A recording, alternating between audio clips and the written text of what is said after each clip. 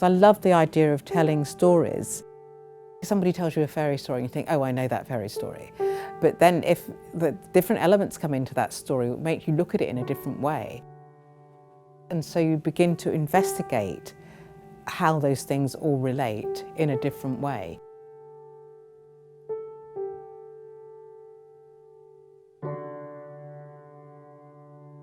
We are on the site of the only known sugar refinery in Topsham. Unrefined sugar would come down the river, be offloaded here, refined here in these boiling houses or in this refinery, and then the white sugar, which was like this extremely precious commodity, would then be transported around the country by sea and by river, but also across to Holland. And then this house here was later built. And to me, it talks of a lot of country houses where you don't actually make the immediate connection with sugar and slavery. For me, it sort of like sits on the surface of this terrible, dark history that lives underneath, which is completely buried.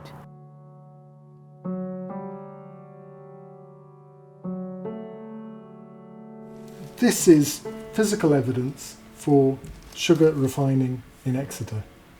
We can't find any records in the documents of that happening, but the archaeologists digging up pieces of pottery which are clearly to do with the sugar refining industry proves that it was a big business in Exeter. Imagine that when this was full, the shape of this, I think the thing that came out of it, which would have been that shaped, Yeah. yep. Yeah. It would have been known as a sugar loaf. That was what they were aiming for, a refined sugar loaf. The main thing I've been working on for the commission has been a tapestry, and the idea of which came out of seeing the Coombe Satchfield textile in the store at RAMM. Wow. Oh my goodness, it's so much brighter. Yeah, lots of dirt came off this, so obviously it was amazing to see something that was from the 1700s, which is exactly the time when this was all going on. But this is the figure that I was really interested in, because the figure looks like he or she is floating above the ground. It's a very beautiful piece, and I wanted to make have a conversation through another textile piece. My usual medium of working used to be photography, or is photography, but I find myself wanting to do things that sometimes sit a little bit outside of that. But this is the first time I've ever done a tapestry or worked with textile. In this case, I've used Cyanotype, which is sort of like a photographic process, which has enabled me to make these photograms of the hair. So I used my own hair that I've been collecting over a number of years, spread across and sort of like streaming, almost like a water that actually connects one piece to the next. It forms a backdrop for the whole of the drama to take place. And the drama is within each of the images.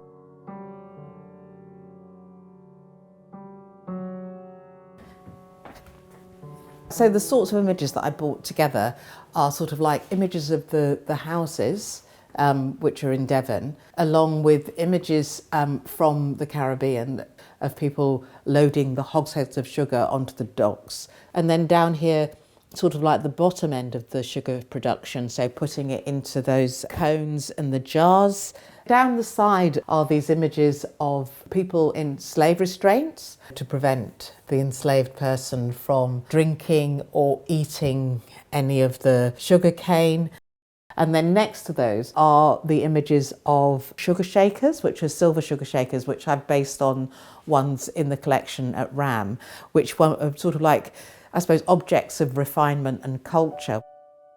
To represent this, the connection to Devon, I've included some very well-known houses. So this person here, Thomas Daniel, he owned estates in Antigua, Barbados, British Guyana, Montserrat, Nevis, Trinidad and Tobago, he had 7,376 enslaved people, which he regarded as his property or chattels, and his compensation that he received was £250,000, so £250,000 at that time, which is the equivalent today of £33,905,450.11.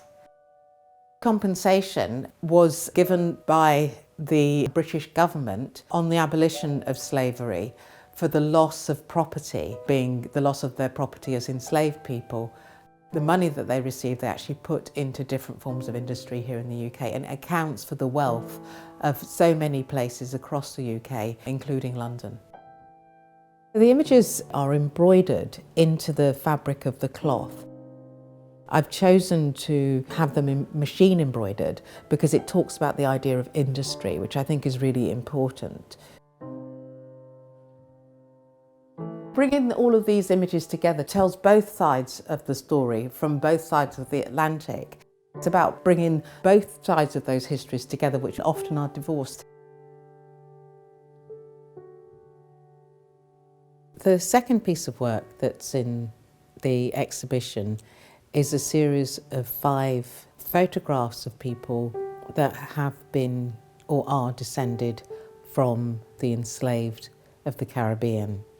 And I decided to photograph the backs of their heads because I think it was important that people didn't project individual identities on them, because what they represent is the present. They are descendants from that event that began in the 1560s.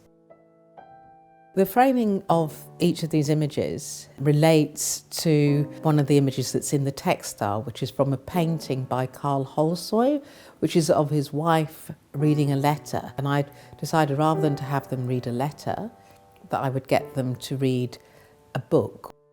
The book represents free time and education, which would not have been available to their ancestors. It's a space of home, a space of safety, and a space of, I suppose, independence, and where you can have your own dreams. I think my job as an artist is to actually create a curiosity so people want to dig deeper, but also to make something that is very beautiful, to talk about an ugliness. And not feel, oh my God, this is all my fault, I should be hanging my head in shame. It's sort of like, no, your job is to actually do something about that, to make a big change, so that when we move into the 22nd century, we're not still living with the history of the 15th, 16th and 17th centuries.